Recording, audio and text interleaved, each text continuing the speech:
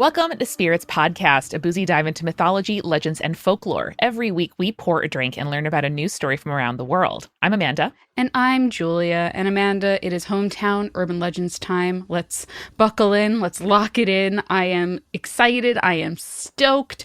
I find that summertime is when I want to be telling scary stories. Like, even, we all know that I'm getting ready for spooky season. Like, I'm already locked in for spooky season, right? Oh, yeah. But I think summertime and telling ghost stories over a campfire and everything like that is the appetizer to spooky season. It is the amuse-bouche to spooky season.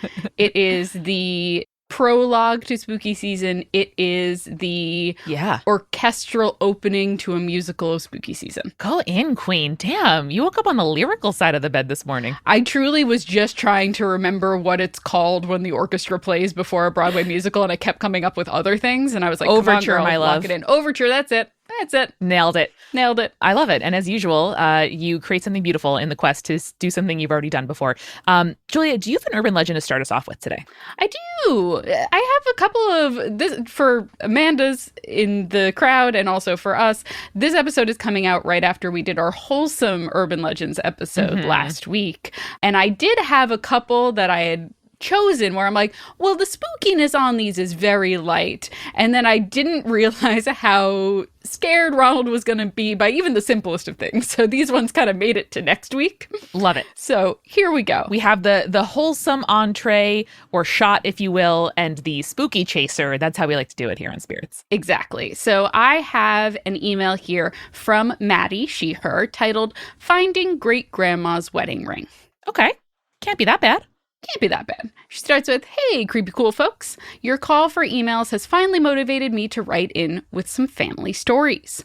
Myself and a few of my family members have had some paranormal experiences with which I have never been able to dismiss. First, my own experiences. I've had some chilling low-stakes visits from my grandfather and my dad, each about a week after their passing. Both times I swore I heard my name being called, but no one was around, and then something, inexplicably, moved. In the case of my dad's visits, a jar of peanut butter yeeted itself off of the kitchen counter, prompting me to think that I had a home intruder. Yeah, that is not a thing that I would expect to just like roll off the counter and drop.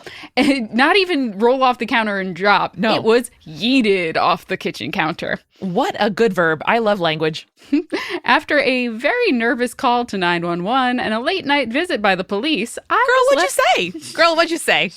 She thought she had a home intruder. It's really funny. She thought she had a home intruder. I was left to believe my dad had come by to say I love you and tried to have his favorite snack, a spoonful of peanut butter, on his way out. Oh, cute. It is just genuinely funny, though, that it's like, and so I called 911 because I thought an intruder had thrown my peanut butter. I fully get it. If I were an intruder and my intrusion was ruined because I knocked someone's peanut butter off of a counter, that would be very in keeping for me. That really made me laugh. Like, officer, my peanut butter fell. My peanut butter. I was walking into the kitchen and I saw someone throw some peanut butter and I thought, I don't know, must be a home invasion. Officer, it yeeted itself, okay? It didn't just drop, I promise. You don't understand. All right. But these experiences are nothing in comparison to my aunt and the things that she has seen in my grandparents' home. The home, which my family has owned since the 1960s, has seen the passing of multiple family members. My aunt has seen multiple of them visiting, but notably, my great-grandmother visited her to tell her that she had hidden her long-missing wedding ring. What? My uncle, sorry, this is really cute. My uncle, preparing to propose to her, was astounded when she asked if we had ever opened the drawer of the cabinet that was wedged into a niche in the wall and was basically impossible to open due to the door frame of an adjacent room. Got it. So like the cabinet was in the niche and then you later put like molding or the door frame or something and it's like, well, that can't go anywhere. You're like, well, then now that can open maybe like 2 inches and that's it. Yeah. Totally understandable. Once my aunt swore up and down that Grandma had told her that she needed to open it, they spent the afternoon shimmying it out of the corner to open it up. Tucked into the back of the cabinet's top drawer was a ring box with the missing ring. My uncle promptly proposed, and my aunt made sure to leave out Grandma's favorite flowers for her in thanks. That's so good. Maddie, that's great. I love that story. Your aunt is cool as fuck, and I love that your great-grandma was like, you know what? I approve of him. Here's where the ring is. Exactly. There you or go, I approve honey. of you, rather. Yeah. Yeah. So good. Oh, my God. If only someone would do that for me, but it's a bag with like $100,000. That would be great.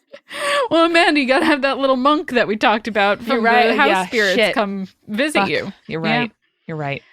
Maddie finishes with, I may have to write in again to tell the story of how I became my family's ghost and only came clean on the story a decade later. Yes, we want to hear it. Yes, we want to hear it. Send it to us. So stay good. creepy. Stay cool. Maddie. Oh, Maddie. Extraordinary. Extraordinary spooky stock you come from, girl. That's some good shit. That's some good shit there. Julia, I have an email here, hot and fresh out the kitchen, a few weeks old, from Lindsay. Ooh. And it's titled, Did I go through a fairy portal under my parents' bed?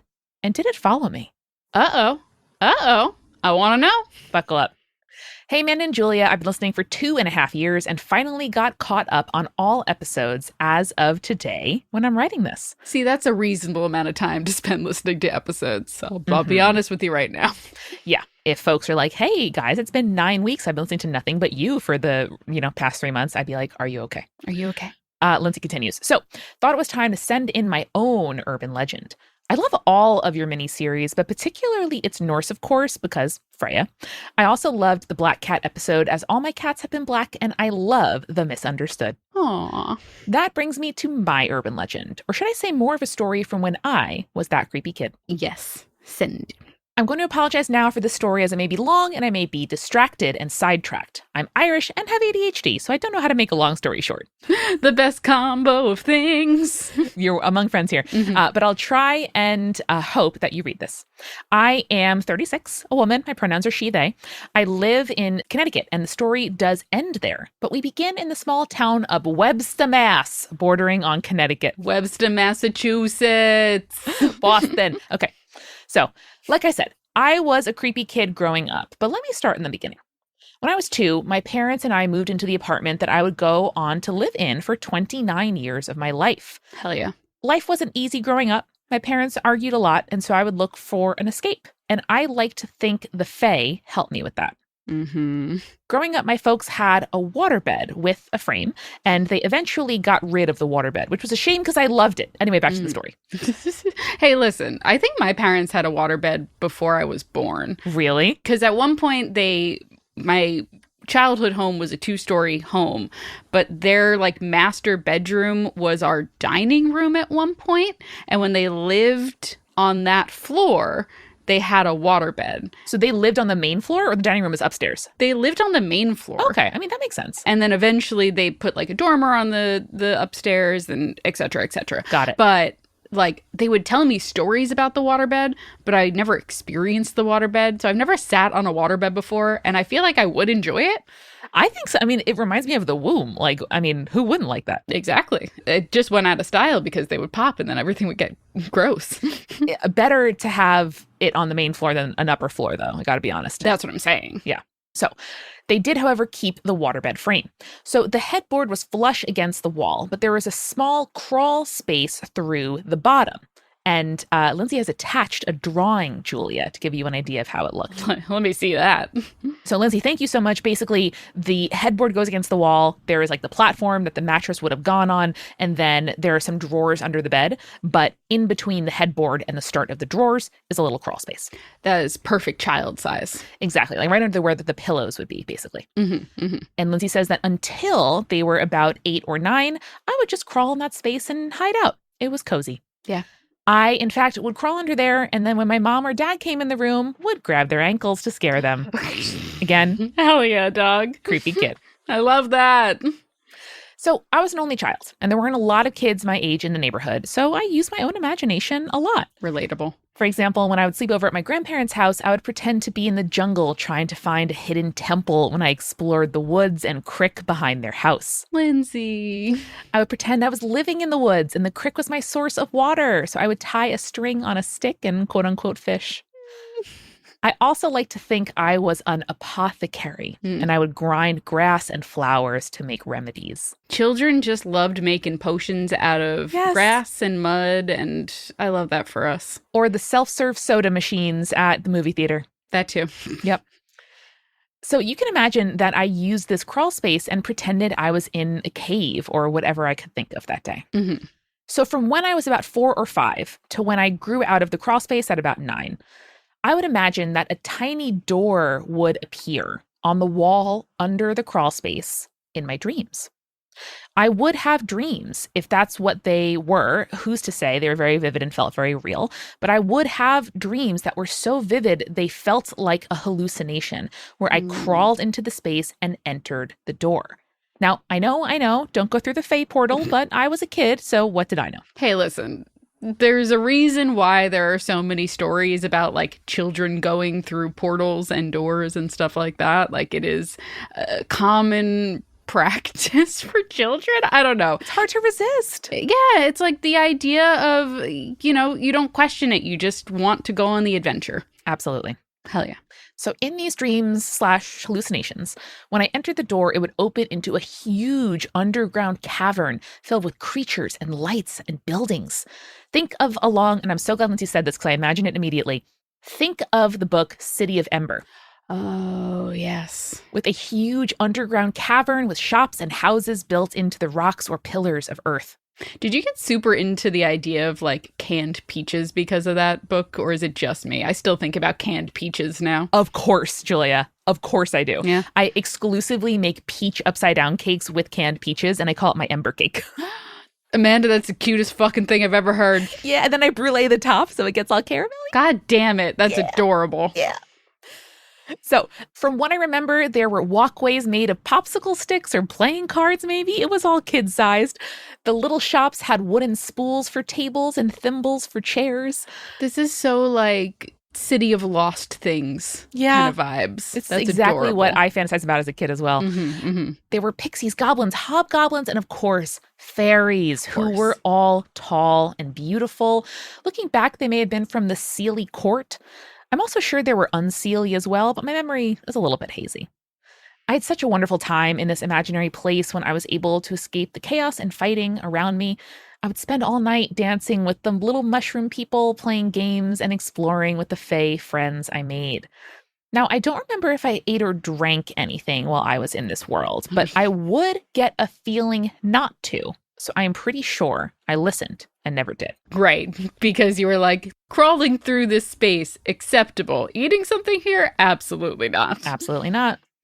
I would spend all night and never get tired. And the next morning, I would be back in bed with no recollection of coming through the door to get back home. Adorable. Skip ahead about 30 years. Uh-oh. I'm now 36, living in a house in Connecticut. There are 2 trees in my backyard that look like a portal door. Attached photo number 2, Julia. Okay. All right, I can kind of see it. It sure does look like a portal to me. It's like one very thick tree trunk and one medium one with like a little ridge that definitely looks like it disappears into, the wilderness. Like you drop down. Mm-hmm.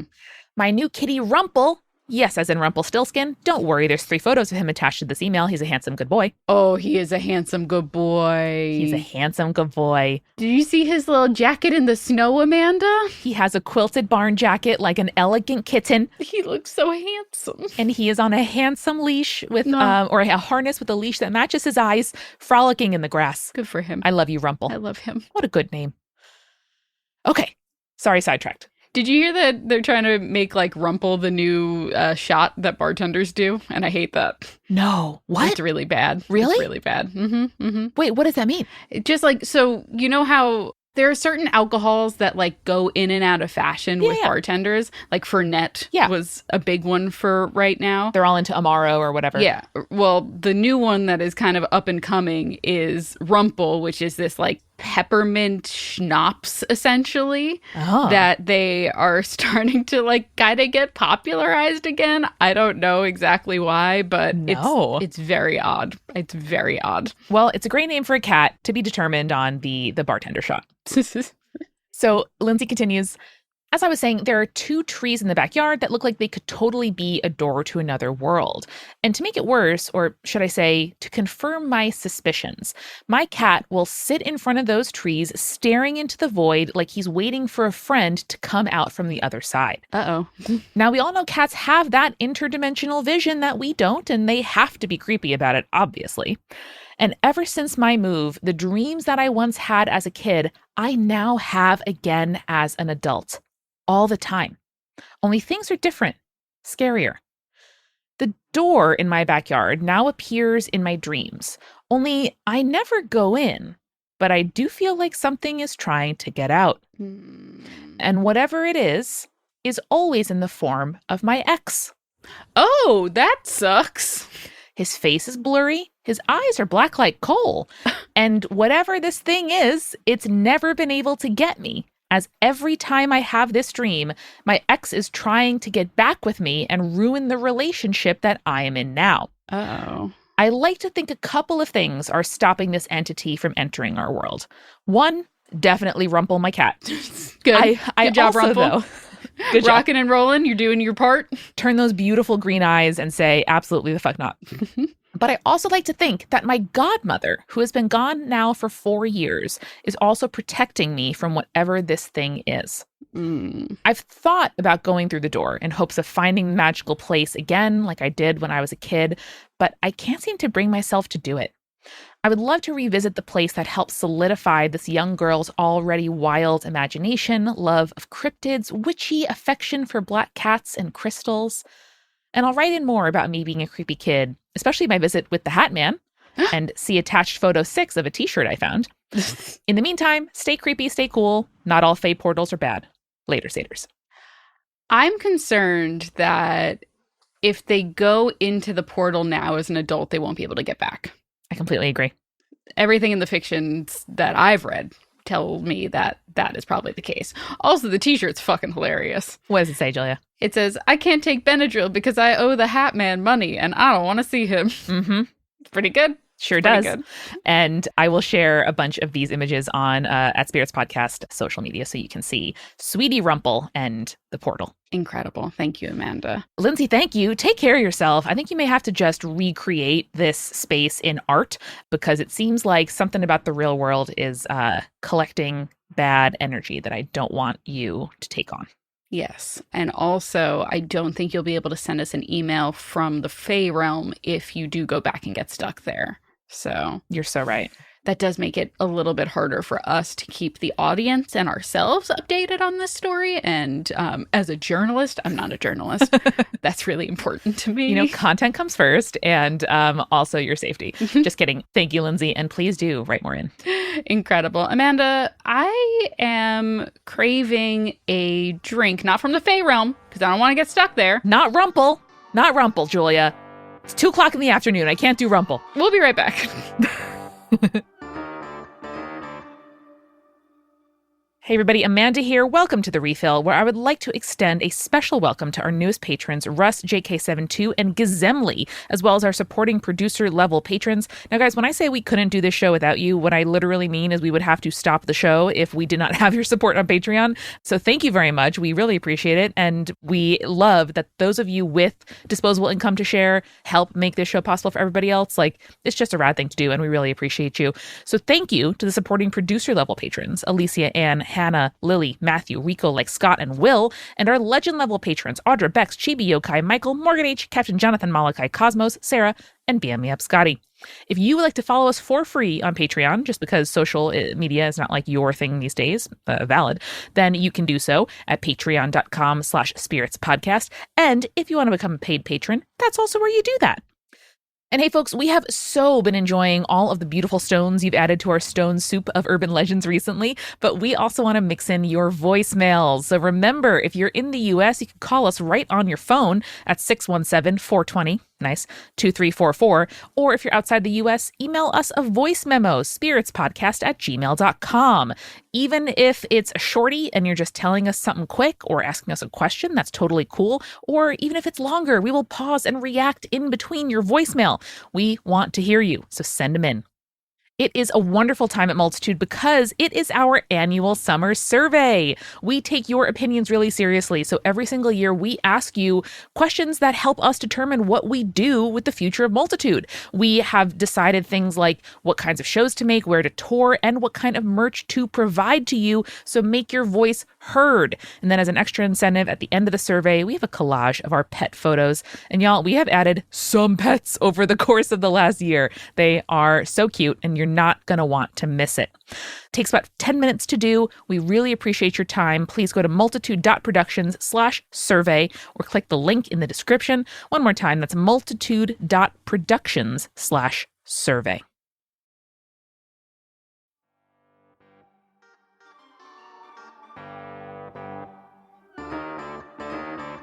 Amanda, we're back, and I found out more about Rumple. Oh, good. So Rumple Minze, a.k.a. the bartender's mouthwash, has become an under-the-radar oddball of a handshake shot. Do you know what a handshake shot is? Like a parting gift as you go? It's usually like if a bartender is serving another bartender and I see. It's like their out the door shot. Like, Got it. You're leaving? Here you go. How about we do one more shot before you leave kind of thing. One for the road.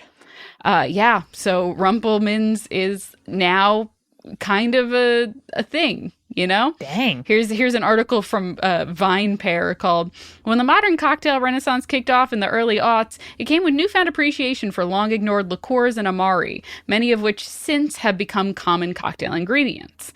Likewise, some of these bottlings have become bartenders' handshake shots. These pours are generally reserved for bitter, polarizing liquids that industry folks serve as a symbol of slightly sadistic yet genuine camaraderie." Incredible. So that really does kind of do it for me in terms of describing what Rumple is and tastes like. Mm-hmm. Someone also pointed out that Rumple Minze tastes like a shot of mouthwash and then hits you like a truck. So if that's your cup of tea, awesome. If not, relax a little. Cool. I think I'm good. And as always, you know, if that's your poison, I love that for you. I myself will probably just use actual mouthwash when I go to bed and, you know, use it and then spit it out. Okay, fair enough. But what have you been actually drinking lately, Amanda? I have actually been mostly doing a weed gummy and a seltzer, Julia. That's honestly what I've been doing lately. Nice. I haven't gotten into the like THC or CBD seltzer game. They're also like their milligram levels are usually too much for me personally. Like they'll like minimum have 10 milligrams of THC in that. And I said, that's too much. I'm a small lady. Yeah. So I like to have like a very chill, maybe like a 5 milligram gummy is usually the right amount for me. And then, you know, just having more like awareness of my body gives me just real pleasure in drinking a plain seltzer. I gotta tell you, I had the pineapple flavor of seltzer from Trader Joe's lately at a friend's place, and it was great. So if you like pineapple and want your mouth to tingle, but because of bubbles and not allergy, highly recommend the pineapple seltzer from Trader Joe's. I've been really enjoying the Polar Watermelon Lemonade sparkling waters or seltzers or whatever it is. But they're really good. And they have that kind of... I'm a weirdo and I like LaCroix because I like the idea of something that isn't too sweet. Yes. Like if I go to the store and I buy a seltzer, usually it has too much of that like artificial sweetener flavor for me.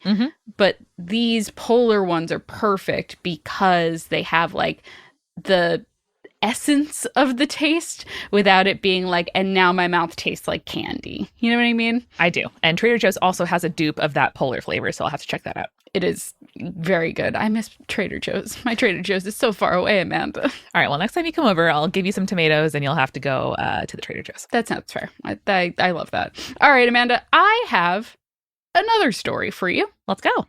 This one is from Nyana. Any pronouns we want. And Nyana titles this email, "Hey Mom, Dead Mom." Sorry for the Beetlejuice musical reference. Let's go. Hi, Amanda and Julia, longtime listener since the famous Taz ad read. Wow. Yes. A Wow. long callback. The only paid marketing we've ever done for this podcast was buying a Jumbotron on the Adventure Zone. And it worked out pretty well for us, I think. Some of y'all are still here. Thank you. Hell yeah. First time writer-inner. I recently listened to your Urban Legends episode that featured a listener's wedding and thought I should write in about my own spooky wedding happening. Let's go. Last year, 2024, my wife Cora and I decided to have what we called a, quote, big Halloween party where a wedding might break out. Yay! Aww. Honestly, if I have one regret, it's not doing a Halloween-themed wedding. But I also wanted to make sure the weather was nice, you know? No, the weather was nice. And also, Halloween is its own celebration for you. So speaking as your friend, I like that you have your Halloween season. You have your wedding and anniversary season, which is coming up. You get to celebrate your birthdays all at different, you need to spread out the joy, babe. Yeah, you're right. And my anniversary really does kind of kick off spooky season for us typically. So yes. It makes sense. It checks out. Thank you. Thank you for that validation that I didn't make the wrong decision back in 2019. No, you're good. By the way, if any of our listeners are involved in the Universal Halloween situation, please get in touch. Mm-hmm. Be nice. Be nice. Anyway, neither of us had much interest in traditional wedding rites or values. It was important that it felt like a celebration of us and actually felt like us. So cute. Totally get that. Totally agree. Some backstory on us. We both come from witchy backgrounds. I have always been interested in magic and more pagan type things with a growing interest in root work / African diaspora magics to be more in touch with my blackness and ancestors. My beautiful wife was raised in rural Georgia by her loving single mother and homeschooled by her grandmother who, by the time she was teaching Cora, had made a full turn from strict Southern Baptist to full-on Wiccan high priestess. Let's go. That's awesome. What a turn. What a twist. Hell yes. What a late in life twist. Can you imagine, Julia, that if we're lucky, there are so many twists ahead of us? I know. I love it. That sounds so beautiful. Yeah. Isn't life amazing? It is. As a priestess in her community, she had presided over many a gay and lesbian wedding.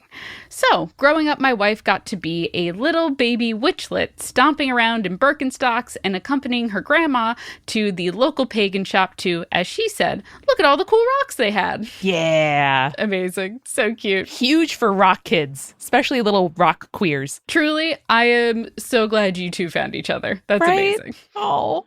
Unfortunately, Cora's mother had passed away in 2018 to colon cancer. Everyone get colonoscopies sooner than you think. Mm-hmm. Especially if you have any sort, this is me editorializing, especially if you have any sort of issues in that regard in your family at all. You should be doing it by 30. Talk to your doctor about it, but just saying. Yeah, folks with boobs, get that mammogram going. We believe in you. And if you need encouragement or support as you do the terrible executive functions of annoying preventative healthcare, happy to send you gifts and hearts as motivation. Yes, gifts, not gifts. Amanda is not sending you guys physical objects. No, y'all, but I am sending you energetic ones. Moving pictures. The movies. So they continue, I never got to meet the woman who was such an important part of my wife's life. All that to say, celebrating Samhain / Halloween as an invitation to spirits when the veil is thin was not a new concept to us. Celebrating our wedding during a spooky time spoke deeply to how closely I view life and death as being the hand-in-hand partners that they are. Hell, even my wife's grandma, after checking in with us profusely to make sure it was okay, came to our wedding in her Grim Reaper costume, complete with real scythe. Can you all invite us to your next cookout, anniversary party, Halloween party, really any excuse? I'm just saying, we're great guests. We're a great time. I am now going back on having some regret that I didn't do a Halloween themed wedding. You know, Julia, maybe for your 10-year, we can go ahead and do a Halloween in July / August, Halloween in the summertime prelude. Listen, I want to do a little summerween next year. We should do it. Then we could wear our sexy costumes in the hot time. In the hot time, when it's appropriate to have a sexy costume. Yeah. To continue, our ceremony took place on a bright Atlanta, Georgia evening. Golden hour, we gathered our close friends and family outside around a large bonfire to celebrate our union. We wore matching black corsets, she wore red, and I wore West African print. In lieu of the speeches and whatnot you find at most wedding receptions, we decided to have a Quaker-style popcorn meeting. Yes! I love Quaker-style popcorn meetings. I love this shit. The basic idea is that we all sit in silence with the fire crackling and nature chirping around us, and if anyone felt moved by God, God's spirits, or any such thing, they were invited to speak.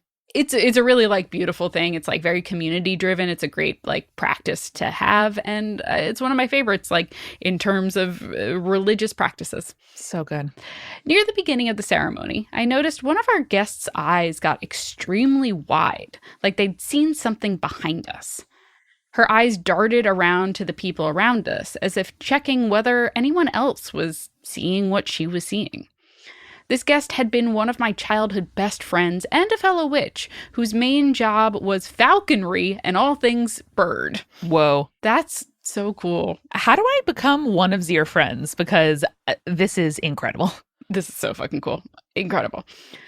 I could only glance at her every now and again during the ceremony because I wanted to focus on whoever had popped up to speak. I was slightly worried, thinking, if my witchy-ass friend has seen some kind of ill omen, she needs to tell me right now. Fuck the ceremony. Yeah. Still, I trusted that she would have said something aloud if there was an issue, social niceties be damned. Being as close as we are, when she moved to stand and speak, she caught my expression and quickly mouthed, "I'll tell you later," before launching into her moving words for Cora and I. When I finally got her after the ceremony, she told me, "I was trying not to freak out, but after you two sat down, a gigantic dark owl swooped down onto a tree branch right behind y'all. She had a full view of everyone around the fire, and she did not move for the entire ceremony. She just sat and watched. I'm pretty sure that was Cora's mom." Yes. Oh. And I love that it's the bird friend that saw the Yes. sign too. It's so nice. And like sitting on the branch from your perspective behind the both of you, watching over you. Oh my God. We were so moved to learn that Cora's mom had made an appearance, blessing us with her presence at her daughter's gay-ass wedding. Oh. Thanks for reading. Keep doing what y'all are doing. Nyana. Oh my God. Nyana, that was incredible. I am so moved. That's so beautiful. And your wedding ceremony sounds absolutely gorgeous. I'm so glad that you had that experience. I am so glad that your mother-in-law, your owl-in-law, was there to see you off. So nice. I love that. And no, seriously, Julie and I will come visit. Yeah. Forget bird husband, though. Bird mother-in-law. Extremely cool. Owl mother-in-law, the coolest of all time. Hell yeah. Julia, shall I round out this episode with a email here from Kylene, she, her, titled Talipo plus Rejected by Aliens? Yes, I love that. But I do have a little sweet one at the end for us, too, when you're done. Oh, hell yeah. Perfect. Go ahead. So our penultimate, our second to last. Yes. Kylene starts her email, "Hello, spirits. I love the show. And I feel like you're friends who just haven't met me yet. I want to add something to your Talipo episode. Oh. I know that the 3 dogs in the story had names." Tell me more. I know this because when I participated in my first middle school church lock-in, I learned them from other 12-year-old girls. Their names were Shadrach, Meshach, and Abednego. Okay. Those are some Appalachian-ass names, y'all. Those are. Damn. You heard it right from us. Again, before you blame an adult for those, they came directly from other 12-year-old girls. Mm-hmm. I don't know how, but giving dogs names added a whole nother level to the story for me. Yeah, because now you're very sad that those named dogs died. Giving anything a name, you immediately latch onto it more. It's giving like Christian Old Testament names, you know what I mean? It does give that vibe. Yeah. It's giving like demons in one book about demonology. Yes. Yeah. Shadrach, Meshach, Abednego, come here. Now I want to see if those are things. Hold on. Amanda, you're absolutely right. They are, in fact, biblical names. Let's go. They are in the book of Daniel. They're one of the 3 men that are thrown into a fiery furnace. I mean, I'm not going to victim blame here, but certainly the dog's owner should have thought about that fiery fate before choosing those names for the pups. Yeah, That's all I'm gonna say. that does suck. That's tough. That's tough, buddy. So Kylene continues. So apart from that, I have been wanting to write in and couldn't decide about whether to tell you about my ghost aunt or, well, the story I decided to tell. So picture this. You're in the middle of nowhere in Ohio in the early 90s, listening to the local radio station, bringing you, quote, the greatest hits of the 60s, 70s, 80s, and today. Oh, my favorite is when we just skip like 3 generations worth. Oh, except it's the early 90s, so never mind. When I was working in high school listening to the radio station at the printing shop, it was the 80s, 90s, and today, because it was the early 2000s. I mean, they still say that on the radio, the 80s, 90s, and today. They haven't updated it to figure out what the aughts, the 10s, and the 20s The aughts, are. teens, and 2020s? Yeah, I don't know. I guess so. Zennials, write in. I don't know what you call that. So we're picturing this Ohio early 90s. Your dad is driving the family car down a 1-lane country road through the absolute darkness of a summer night. It must be overcast because when you lean your sleepy head against the window pane, all you see is darkness above in the night sky. The only light around is the family car's bright beams illuminating the road while your mom and dad both keep watch for the glint of deer eyes. That is a thing you have to do in those situations, for sure. On the left is a field of soybeans, and on the right, an almost knee-high field of corn. Just for color here, we'll say that the song on the radio is Achy Breaky Heart, or something along those lines. Fun. As you feel your eyelids get droopy, there's suddenly absolute silence. Not even the rumbling of the car motor can be heard. Uh-oh. At the same time, the car is engulfed with an overwhelmingly bright light. Your dad swears in surprise, but is mostly focused on keeping the car on the road. Your mother, once concerned with deer, starts to look up. She sees only light, and your dad keeps driving. The whole car just kind of frozen in high alert. Uh-oh. You, your mom, and your older brother all look around, searching for what the heck the source of this light is. As the minutes go on, and the minutes are going on, you start to theorize. Is it a helicopter? But a helicopter doesn't make sense because you're miles and miles from any civilization. And you'd hear it. Is it a combine? But why would anyone be out at close to midnight, even outside of harvest season? Neither would make sense because the light is from above, following us. We're still driving, and all sound has cut out except us talking in the car. Then, just as suddenly as it appeared, the light goes away, and all sound returns. All of a sudden, it filters back. The engine noises, the country sounds, and our voices there all along. Now, this specific moment in time has been discussed by my family, but to be honest, none of us really want to dive into what that light could have been. Team ignorant all the way. I think that's fair. I like to think it was aliens that were surprised by the lonely vehicle traveling on the dark road, observed us for a few minutes, and then noped right on out of there. Good. Listen, Ohio's got military bases. Could have been a drone. In the early 90s? Could have been a drone before we knew what drones were. In the early 90s? Yeah. But they would have heard a helicopter. No, the drone, Amanda. It was a drone. It was silent. I don't know. Well, this reminded me, Julia, of so many urban legends that we've talked about. So, Kylene, thank you for writing in. And she finishes, keep up the fantastic work. Heart, Kylene. Incredible. Well, Amanda, I wanted to finish us out with this story because we recently did an episode about household spirits, and I found this one in the inbox, and I said, ooh, well, we got to talk about this. Let's go. This is from Robin, they, them, titled, I think we have a house brownie. Cute. My spouse and I were lucky enough to purchase a newly built home back in 2019. Not long after we moved in, however, we began to notice strange occurrences.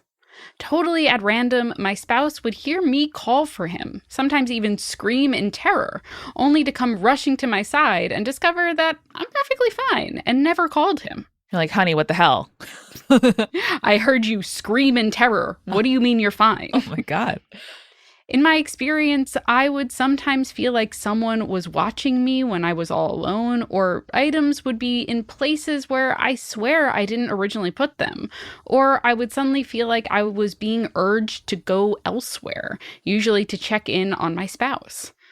This happened off and on for a number of years, and pretty early on we decided we must have a ghost. Only that didn't make much sense because this was a brand new house built in a brand new neighborhood. Why would a ghost be here of all places? I mean, okay, to be fair, just because it's a brand new house and just because it's a quote-unquote brand new neighborhood does not mean that there can't be ghosts. Have you seen the movie Poltergeist, Robin? So true. Robin, you gotta study up. You gotta know. Study up, Robin. Study up, Robin. Just new build does not mean no ghost. That's all I'm saying. My first explanation was that the ghost was just stopping by because it liked the vibes of our home. But as the incidents became stranger and my spouse started hearing someone else entirely calling his name, I thought the ghost might be more malicious in nature. But that still didn't make much sense because, again, brand new home in an area that used to be woods. Why would there be a ghost here? Again, could have been like, person killed in the woods, buried out there, never got their justice or anything like that. I'm also like, there are two parts of my brain, Amanda. Mm-hmm. There is the person that loves spooky shit. Yeah. And there is the rational part of my brain. And my rational part of my brain is like, carbon monoxide leak. I know. You guys hear? New construction, it could be shoddy. Yeah. Yeah. Like, you never know with new builds, no, you know? Never know. Never know. Never know. The answer finally arrived in the summer of this year. This was sent in 2024. Still 5 years. That's a long mystery. That is a long time. The strange incidences started to include items outright disappearing, and it was that tipped me off to what our unknown house guest might actually be. I brought up house spirits, specifically brownies, who live in your home and help with the daily chores. I believed that since we had been in this house for 5 years without acknowledging our helpful spirit, that was why it harassed us in such specific ways. True. My spouse quite liked the idea, as it made more sense than a ghost. So we began to discuss what we could do to please the brownie. Traditionally, you're supposed to leave out a bowl of milk or cream. However, we use milk for so much and groceries are expensive, so we had to figure out an alternative. The alternative that we came up with was incense. Again, also would work well if it was a ghost, but, either way. Great. Nice. My spouse went out and bought a variety of smells, and from then on, we began to thank the brownie by lighting a stick, saying, "Thank you for your help around the house," and then clapping to extinguish the flame. Ever since we began this ritual, items stopped disappearing, the floors got cleaner, and my spouse hasn't heard someone calling his name or screaming for months. It's so bad that there's also screaming. It's so one bad thing if someone's like, Amanda. But if it's just like, ah! Yeah, that'd be bad. I don't know. Robin continues with, perhaps we do actually have a ghost or some other kind of spirit that doesn't actually help around the house, but I like to believe that we have a special friend living with us who cares for this home just as much as we do. Which, totally fair. Could be the fact that there's a ghost, but now that you're paying attention to your brownie, the brownie's like, nah, ghost, get out of here. Mm-hmm. Brownie's like, look who's favored. It's not you. Get out. Exactly. Thanks for all of the years with Spirits Podcast. Your weekly uploads have provided me with a lot of motivation and inspiration I need to write my first novel. Aww. I hope one day I can send the published book y'all's way. Yes! I want that very much, Robin. I want that so much. Much love, Robin. Robin, great job to you and your spouse. Excellent job to make friends with the spirit, to come to a good understanding and, all move forward together. Exactly. I think that, even if it isn't a brownie, you have appropriately given the spirit the, attention or appreciation that it feels like it deserved. Mm-hmm. And I'm so glad your spouse is no longer being like, hey, babe, was that you screaming or was it the ghost. Neither a great option, to be honest with you, Julia. No. And if you don't already have a carbon monoxide detector in your house, Robin, can you please, make sure you do? Okay, Julia. So here's our homework for everybody on this episode. Ready? Carbon monoxide detector. Colonoscopy if you're over 30. Mm-hmm. Mammogram, just start asking your gynecologist when you're over 30 is my recommendation. Mm-hmm. And, just go ahead and put out a bowl of something or a little bit of incense every now and again if you're having some trouble. Let that be your first line of defense. Yes, and if you hear screaming in your household, that should be cause for concern, I would say. It should. I think there is something that should or can be done if you do hear screaming in your household that is inexplicable. Somewhere in between nothing and help officer the peanut butter fell. I think there is a lot of room for incense and offerings, and I believe in us and our ability as a community, Julia, to deal with this outside the carceral system. Yeah, I agree. I agree with that fact, Amanda. So, folks, overall, finally, and as always, remember, stay creepy. Stay cool. Later, saters. I forgot about the peanut butter.